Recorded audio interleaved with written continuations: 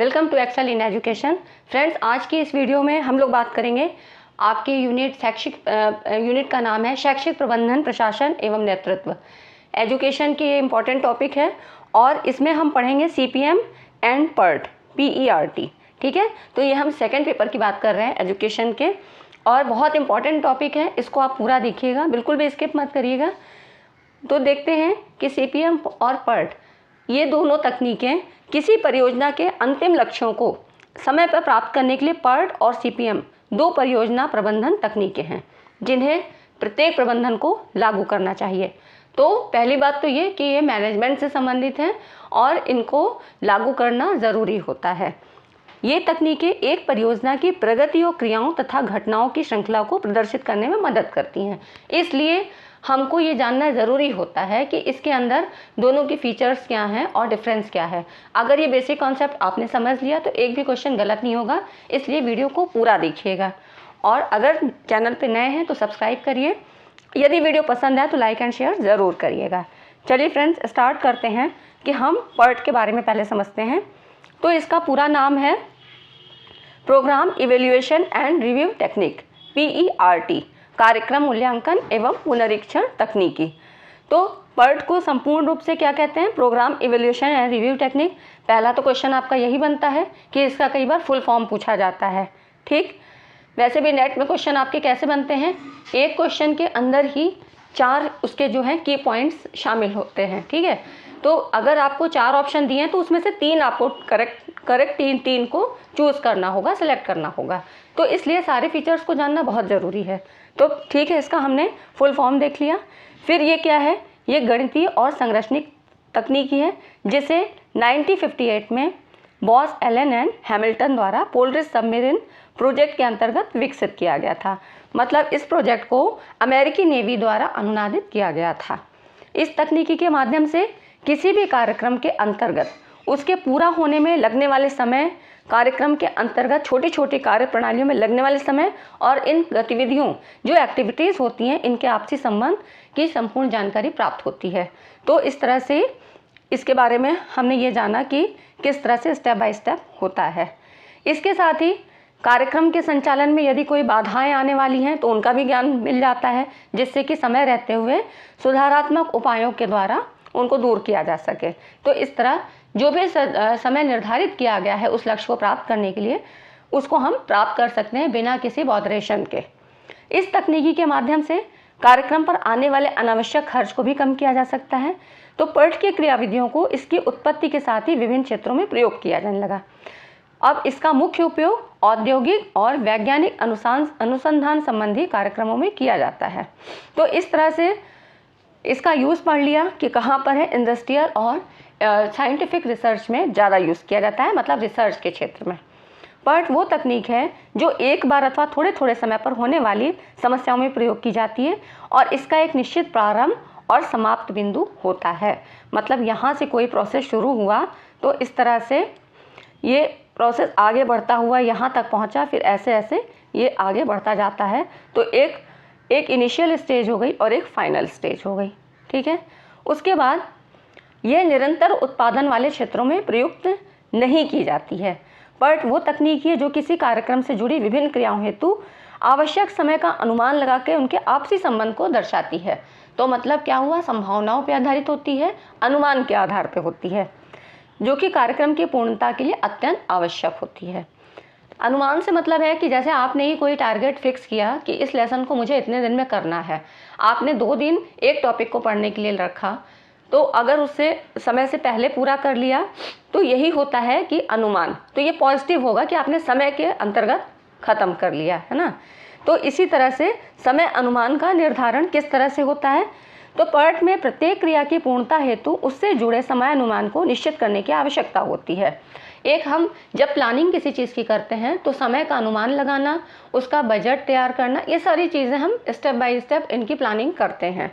तो ये समय किस तरह से होते हैं, 3 प्रकार के PERT के अनुसार 3 प्रकार के इसमें लिए जाते हैं। इसमें से पहला है ऑप्टिमिस्टिक टाइम, आशान्वित समय। एक घटना के अंतर्गत बिना किसी बाधा अथवा समस्या के एक क्रिया पूर्ण होने में न्यूनतम जितना समय लगे उसे आशान्वित समय कहते हैं, ऑप्टिमिस्ट है ना, आशावादी।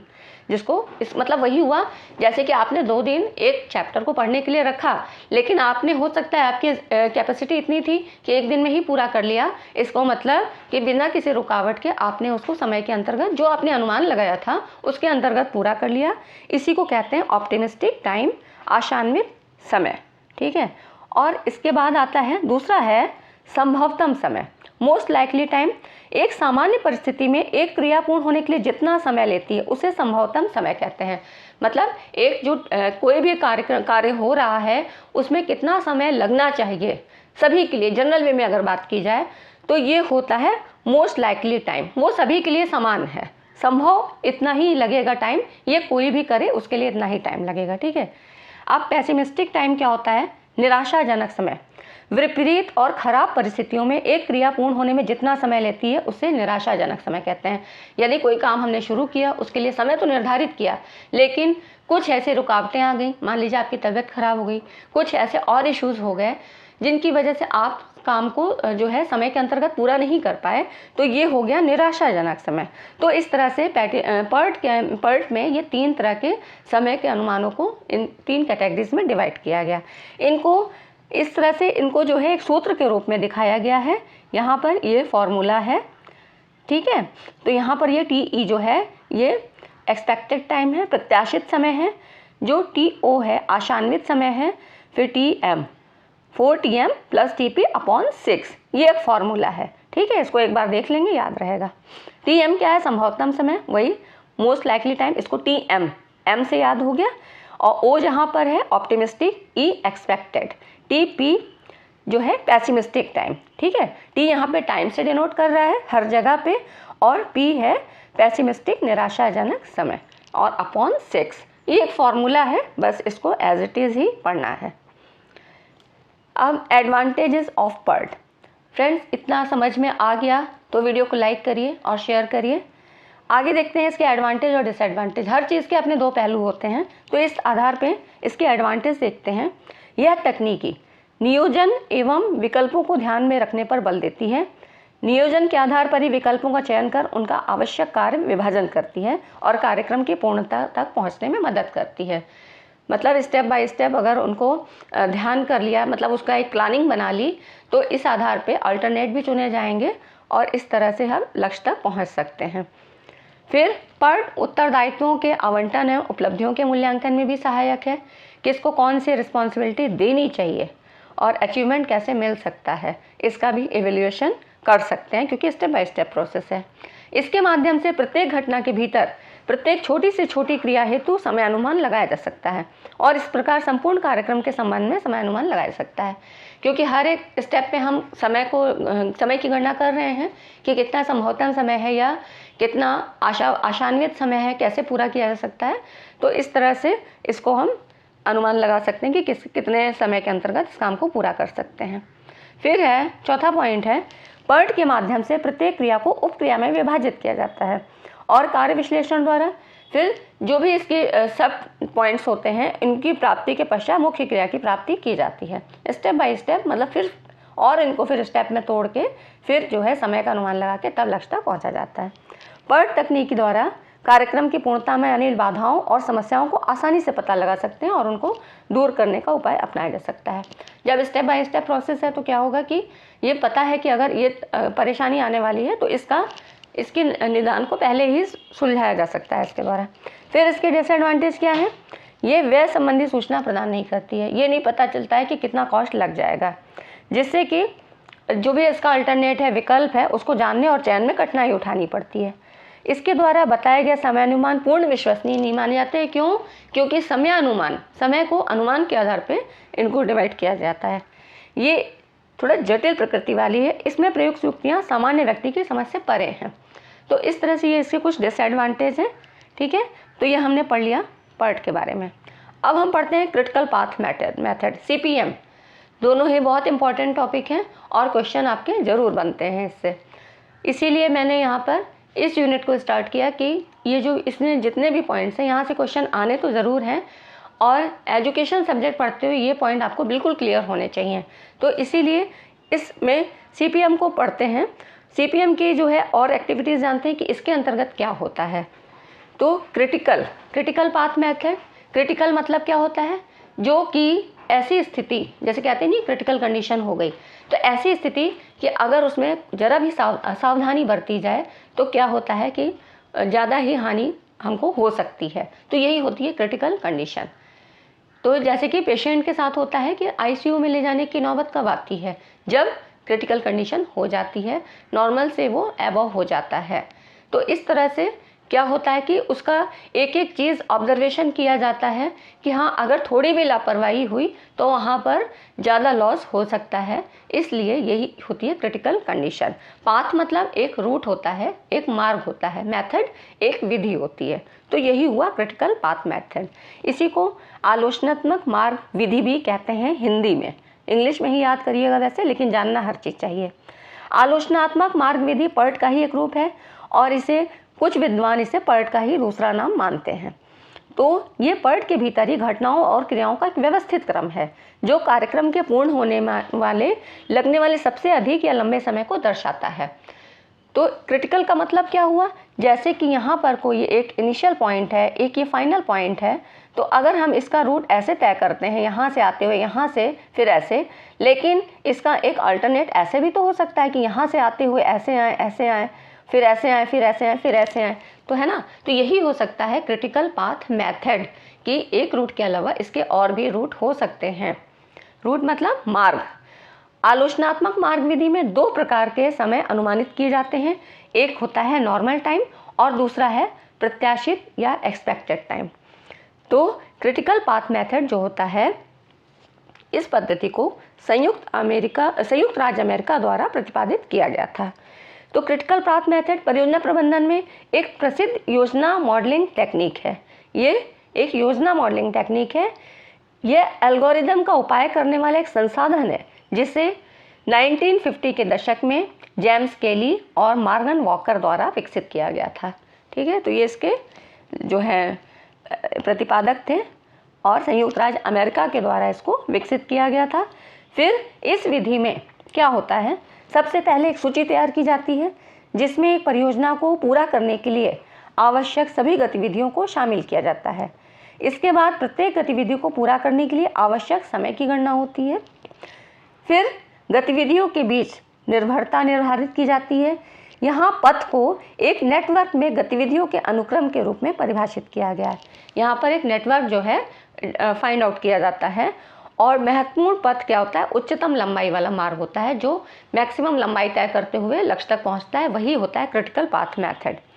महत्वपूर्ण गतिविधियों की पहचान का कारण है कि यदि किसी गतिविधि में देरी होती है तो ये पूरे प्रोसेस को ही नुकसान पहुंचाएगा, इसीलिए इसे क्रिटिकल पाथ मेथड का नाम दिया गया है। ठीक है, तो ये हो गया क्रिटिकल पाथ मेथड। और इसके बारे में जानते हैं, अगर हम इन शॉर्ट बात करें तो सीपीएम एक परियोजना में एक ऐसा पथ चुनने के बारे में है जो कम से कम समय की गणना करने में मदद करेगा, जो कम से कम बर्बादी के साथ कार्य को पूरा करने के लिए आवश्यक है। मतलब इसमें समय और कॉस्ट दोनों को निर्धारित किया जाएगा। ठीक है, क्रिटिकल पाथ मेथड या सीपीएम का इस्तेमाल कहाँ कहाँ होता है, रक्षा, निर्माण, सॉफ्टवेयर, एरोस्पेस, इन सब से शुरू होने वाली कई उद्योगों में इनका किया गया है। ठीक है, इसका यूज़ ये हो गया। अब यहाँ पर इसके भी लाभ देखते हैं। एक परियोजना के पूर्णता और योजना के लिए एक रूपरेखा प्रदान करता है। इसकी महत्वपूर्ण गतिविधियों को पहचानता है, कौन कौन सी एक्टिविटीज़ हो रही हैं, योजना बनाने, क्रियान्वित करने और प्रोजेक्ट को नियंत्रित करने में आसान है और प्रोडक्टिविटी में सुधार करता है, क्वालिटी अच्छी देता है, आवश्यक संसाधन का प्रबंधन करता है। तो ये सारी चीज़ें, ये क्योंकि दोनों ही टेक्निक मैनेजमेंट से संबंधित हैं, तो इस तरह से क्रिटिकल पाथ मेथड के ये एडवांटेज हो गए। आगे हम इसके फिर डिफरेंस के बारे में भी जानेंगे। जब डिफरेंस आप पढ़ लोगे तो आपको दोनों चीज़ें एकदम क्लियर हो जाएंगी। फिर देखते हैं इसके नुकसान क्या हैं, अब इसके हानि क्या है, डिसएडवांटेज। शुरुआती लोगों के लिए इसे समझना कठिन होता है क्योंकि लॉन्ग रूट मेथड होता है। प्रयोग में आने वाला जो सॉफ्टवेयर है वो भी बहुत महंगा है, तो थोड़ा एक्सपेंसिव हो जाता है। कभी कभी सीपीएम मतलब क्रिटिकल पाथ मेथड की संरचना करने में समय लगता है ना, तो इस तरह से ये थोड़ा लॉन्ग प्रोसेस हो जाता है। ये परियोजना में शामिल व्यक्ति की अनुसूची को नियंत्रित नहीं कर सकता है और संसाधनों के आवंटन की ठीक से निगरानी नहीं की जा सकती है कि कौन कौन से सोर्सेज कहाँ प्रयोग किए जा रहे हैं, इनको थोड़ा सा मैनेज करना मुश्किल हो जाता है। तो ये हो गए इसके डिसएडवांटेज। ठीक है, तो ये हमने पढ़ लिया एडवांटेज डिसएडवांटेज। अब दोनों के डिफरेंस समझ लेते हैं। तो PERT और CPM के बीच अंतर क्या है।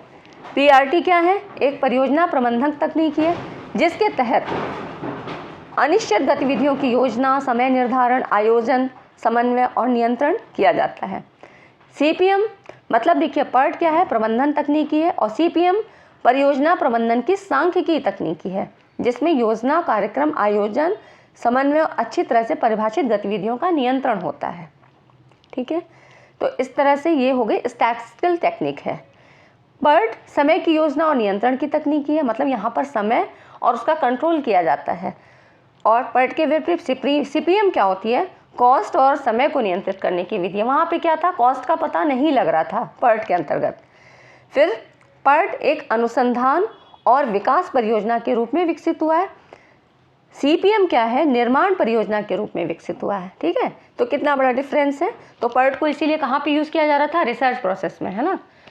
अब यहाँ पर और देखते हैं, PERT को घटनाओं के अनुसार सेट किया जाता है, जबकि CPM गतिविधियों की ओर संकेत करता है।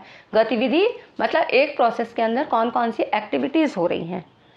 फिर PERT में 3 प्रकार के अनुमान हैं। समय का अनुमान बताया गया था, तो जिसमें ऑप्टिमिस्टिक था और लोकल टाइम था, संभवतम समय था, TM जिसको कहते थे। फिर निराशावादी पैसिमिस्टिक टाइम था। और दूसरी ओर CPM में क्या होता है? केवल एक ही अनुमान होता है। PERT क्या होता है? इवेंट ओरिएंटेड होता है, और CPM एक्टिविटी ओरिएंटेड होता है। पढ़ लिया हमने। फिर PERT क्या है? प्रोबेबिलिस्टिक मॉडल है, मतलब संभावनाओं पर आधारित है। और CPM क्या है? डिटर्मिनिस्टिक मॉडल है। क्यों? क्योंकि सांख्यिकी तकनीकी का प्रयोग किया जा रहा है। तो इस तरह से इसमें डिटर्मिनेशन होता है। और प्रोबेबिलिस्टिक का मतलब होता है संभावनाओं पे, अनुमान पे आधारित होता है। तो इस तरह से ये दोनों में डिफरेंस हो गया। तो ठीक है फ्रेंड, आज की वीडियो में इतना ही। मिलते हैं अगली वीडियो में और प्रबंधन और प्रशासन के एक नए टॉपिक के साथ। तो ठीक है, चैनल पे आप बने रहिए। वीडियो पसंद आई हो तो लाइक एंड शेयर ज़रूर करिएगा। Thank you for watching this video.